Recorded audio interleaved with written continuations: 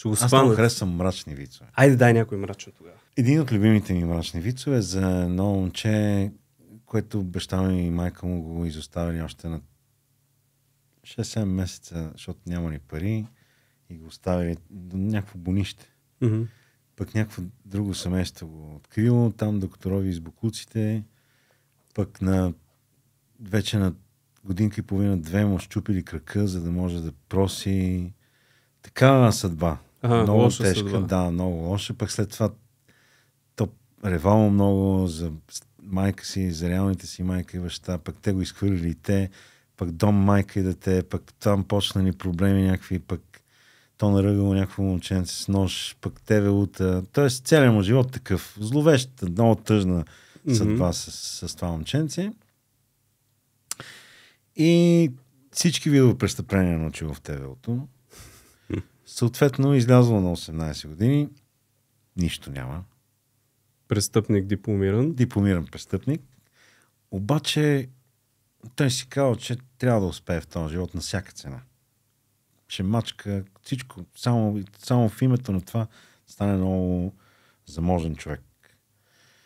И наистина за 2-3 години, значи до към 21-2 годишна възраст, станал милионер много бързо. Проституция, убийства. Нищо не му било чуждо и съответно бил много смел. Работил яко. Супер самотен човек, който няма какво да губи. Това е най-опасното, както всички знаем. Обаче самотата си го натискала жестоко. Много страдал някакси. Дълбоко в себе си. Той бил много готин пич, в крайна сметка. И осъзнал, че е супер самотен и че става все по-самотен, защото хората го мразят заради нещата, които прави. И в София има до надвис едно кафе, беше, сега вече не е кафене, но защото тя от тогава тази история. Той всяка нощ се напива в един бар, Его бар се казва, на Стефан Караджа се казва уличката, където е надвис, кукления театър. Всяка нощ.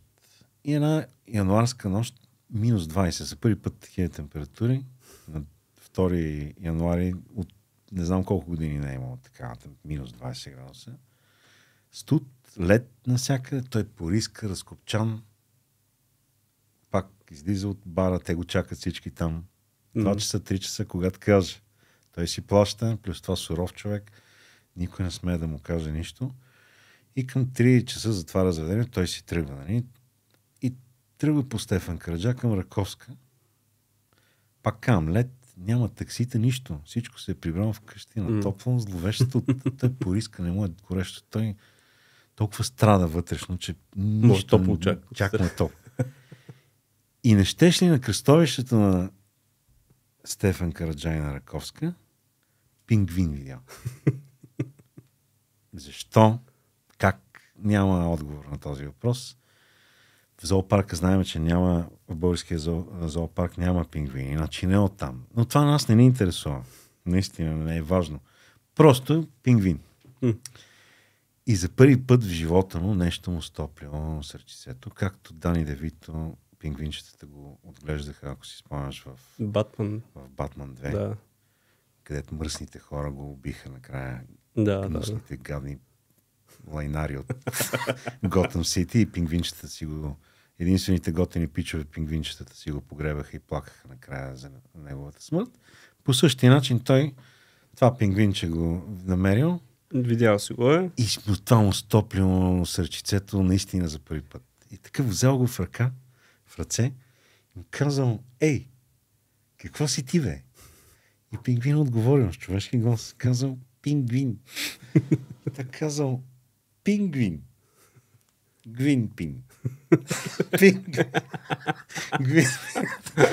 Ето един доста странен вид. Аз много харесвам такива, който привидно няма смисъл.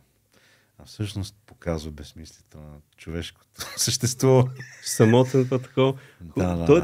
Ти го разказваш, все едно е реална история с такива детайли и то вече се отскубваш по едно време, мисли, че си е реална история това, къде го разказваш. Ами, за съжаление, най-вероятно има и реални такива истории. Не с такъв финал. За съжаление. Като те играчки, където като ги въртиш все едно, нали? Тоест това се забавлява човек. Той е поучителен вид. Някакъв такова. Всички тъжни вицове са поучителни.